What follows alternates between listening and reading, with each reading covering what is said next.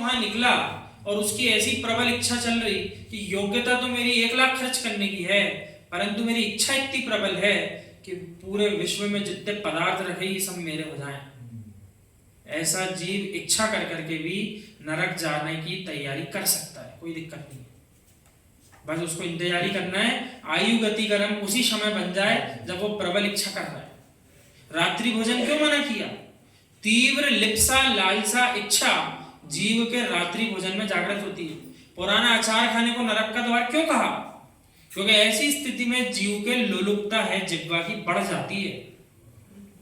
तो जो जीव की इच्छा है वो इच्छा उसके नरक जाने का कारण है, नरक निगोद का कारण इच्छा है। अब उस इच्छा के अनुरूप द्रव्य रूप में वो सामग्री इकट्ठी कर पाए चाहे नहीं कर पाए वो भिन्न विषय है। यानी किसी जीव को ये नहीं मानना चाहिए जितने अरबपति हैं बस वही नरक जाएंगे। हम समझाना ये चाहते। एक छोटी सी झुपड़िया में भी रहता हो लेकिन उसकी इच्छा उन अरबपतियों से विशाल हो तो वो अरबपति शायद नहीं भी जाए, लेकिन ये झोपड़ी में रहने वाला जो है ये नरक गति का बंद कर रहा है। इसलिए मात्र ऐसा नहीं सोचना जितने करोड़पति अरबपति हैं ये सब तो परिग्रह में लिखते हैं नरक यही जाएंगे। चक्रवर्ती से अधिक संपत्ति किसी के पास नहीं होती और चक्रवर्ती जितनी संपत्ति वर्तमान में किसी के पास नहीं। बात सारी है भावों की और इच्छाओं की।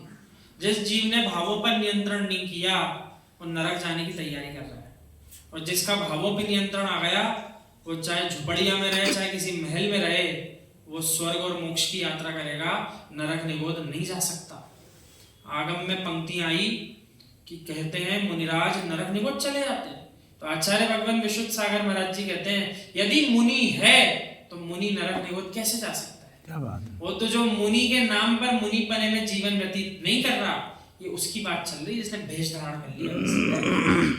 मुनि है तो नरक निगोद नहीं स्वर्ग और नियम से मोक्ष जाता है, इसलिए कहा है उसको मुनि। और जो भेष धारण करके यहाँ वहां के कार्य कर रहा है उसके लिए चेताया है कि आप ऐसा मत करो।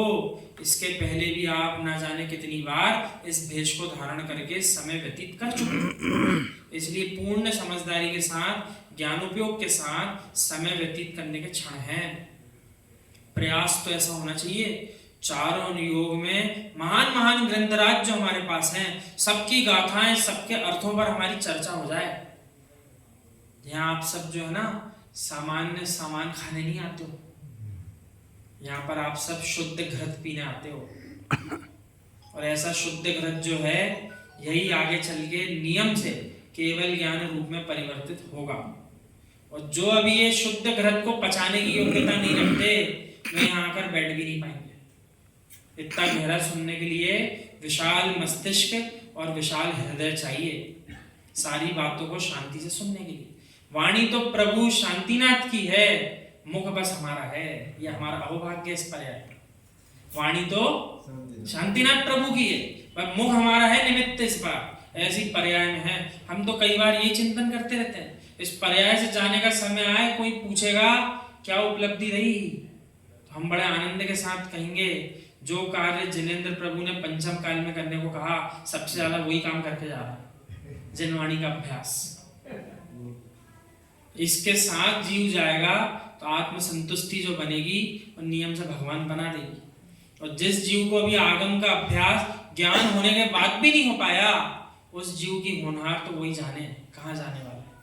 क्योंकि मनुष्य पर्याय स्त्री पर्याय और नपुंसक पर्याय कितनी बार मिलती है सबको समझ में आ चुका है। और उसमें भी सब में तो कल्याण होने नहीं वाला, मनुष्य की पर्याय ही सबसे महत्वपूर्ण है क्योंकि उसी पर्याय से आप मोक्ष जा सकते हो। हाँ वहां से क्रम से आगे बढ़ सकते हैं, उसी स्थिति से तो मोक्ष नहीं हो पाएगा। तो मिथ्या दृष्टि का समय इच्छा में निकलता है। वांछा भली वस्तु मिले चाहे नहीं मिले उसको तो वांछा और इच्छा के परिणाम बने रहेंगे। सब मुझे दे दो ला करके सब मेरे पास जमा कर दो, ये सब कुछ मेरा ही है और किसी का इस पर हक है ही नहीं। ऐसी भावना के साथ मृत्यु को भी प्राप्त हो जाएगा। आगे कह रहे दुर्भावना अशुभ भाव आलस्य प्रमाद प्रमत्त विरक्त गुण स्थान छठवां नाम क्यों रखा? इसलिए रखा वहां प्रमाद सहित स्थिति है, आत्मस्थ नहीं हुआ।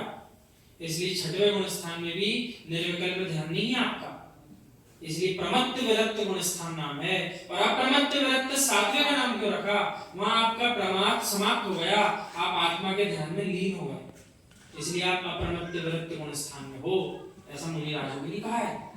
तो जीव पे कह रहे हैं मिथ्या दृष्टि जो है, दुर्भावना, अशुभ भाव, बैठे बैठे भी दूसरों के विनाश के परिणाम बनाएगा। कैसे भी हो दूसरे का विघात कैसे करूं, कैसे भी हो मेरा मुनाफा नहीं हो रहा, दूसरे का घाटा कैसे कर पाए, मैं तो शुभ कार्य नहीं कर पा रहा, जो कर रहा हो कैसे उस शुभ कार्य को रुकवा दूं। ऐसे तीव्रतम अशुभ परिणाम कौन बनाता है?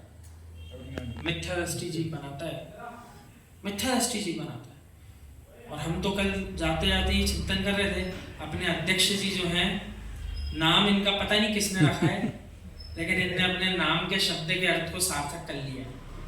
इनके ऐसे परिणाम जो है ना, ऐसे परिणाम आखिरी समय चाहिए पड़ते हैं जिस जीव को समाधि मरण करना हो।